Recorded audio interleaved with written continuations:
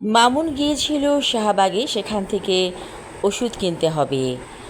হঠাৎ একটা হইচই শুনে দৌড়ে এলো মামুন জটলার কাছে।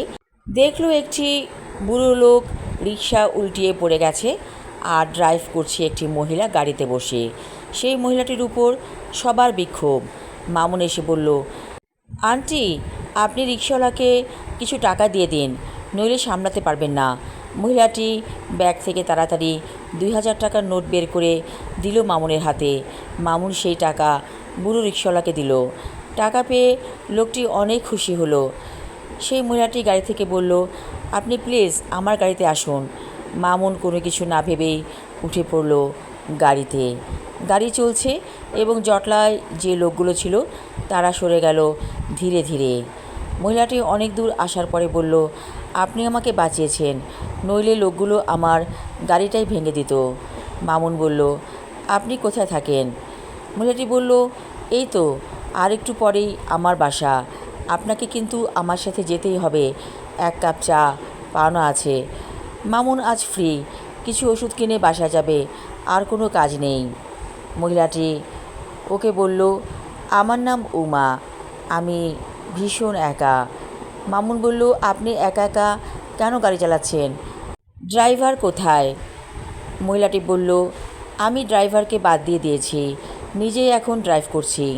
কিছুক্ষণ পর গাড়ি এসে পড়ল একটা আলিশান বাড়ির সামনে। মহিলাটি বলল, নেমে আসুন। মামুন যাচ্ছে সম্মোহিতের মতো। ওর কাছে মনে হচ্ছে এই মহিলাটি ওর জীবনে অনেক প্রয়োজন।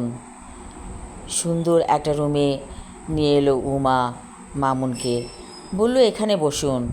মামুন বসে আছে। বেশ অনেকক্ষণ পর মহিলাটি আসছে না। কি ব্যাপার, কি করছে সে? মামুন ধীরে ধীরে হাঁটতে লাগলো। এই রুম ওই রুম উঁকি দিয়ে উমাকে খুঁজে পেল না।